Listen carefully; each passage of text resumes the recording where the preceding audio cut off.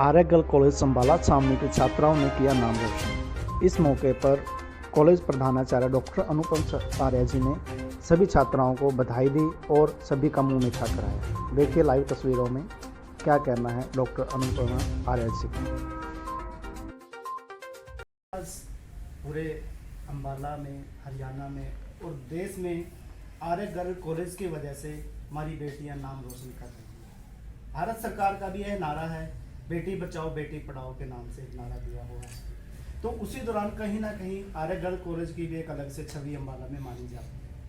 जो आज यहाँ पर प्रेस कॉन्फ्रेंस रखी गई है, इसको लेकर मुख्य उद्देश्य क्या है और क्या आप उन लड़कियों को संदेश देना चाहते हैं जो किसी कारणवश या समाज के अंदर आज जो लड़कियों के ऊपर ताने कसे जाते हैं, उनको टोंट कसे जाते हैं, जिसकी वजह से कुछ लड़कियां आफ्टर स्कूल कॉलेज में नहीं आ पाती। हमारे देश में आज भी ऐसा माहौल है कि जिसकी वजह से कुछ लड़कियां अपनी स्टडी छोड़कर अपने घर पे बैठ जाती हैं। तो मैम, आज आपका जो मुख्य उद्देश्य है वो बताइएगा और थोड़ा इसके बारे में भी जानकारी दीजिए।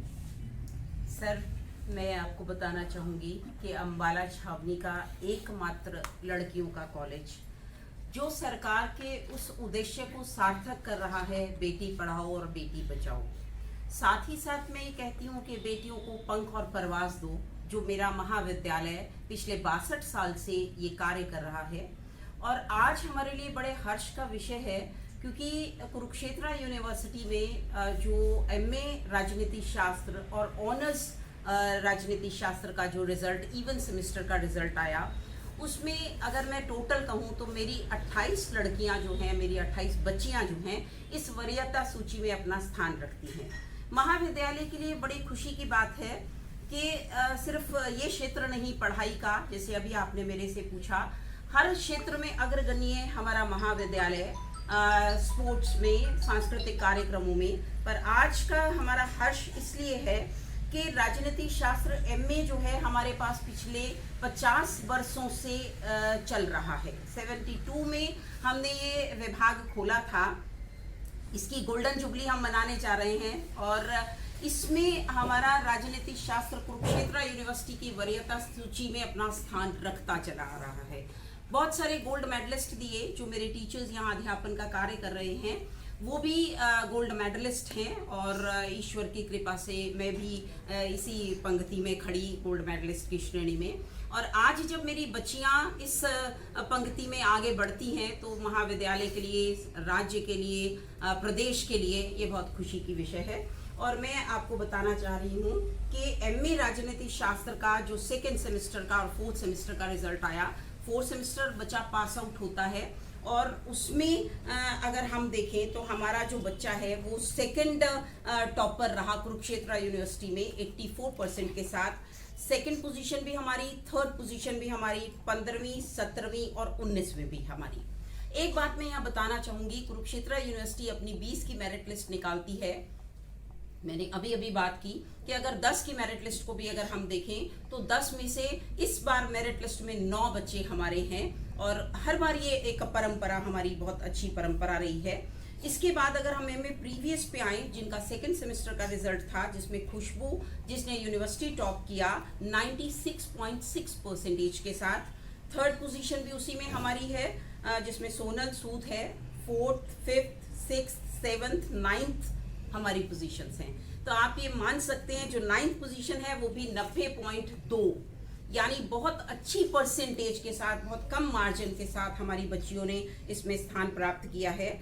इसी तरह अगर हम ऑनर्स राजनीति शास्त्र पे आए, जो तौकीर हमारी स्टूडेंट है 6th सेमेस्टर की, 2nd पोजीशन है उसकी कुरुक्षेत्र यूनिवर्सिटी में 86.6 के साथ।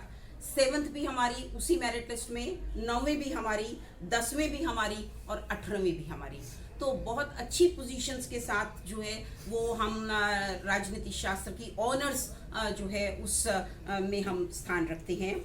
इसी तरह ऑनर्स का जो 2nd सेमेस्टर का रिजल्ट आया, हमारे महाविद्यालय के लिए बड़ी खुशी की बात है, दीक्षा है जो उसमें टॉप कर रही है 89% के साथ।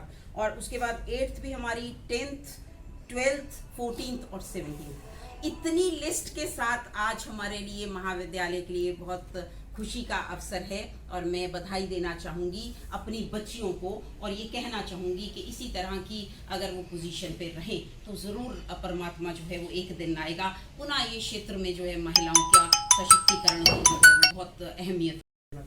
बिल्कुल सही आपने कहा, क्योंकि मेरे पास जितना बच्चा पढ़ता है इसमें 70% बच्चा जो है वो रूरल बैकग्राउंड से आता है, आसपास के गांव से आता है और बिल्कुल ये प्रॉब्लम हमारी बच्चियों को फेस करनी पड़ती है।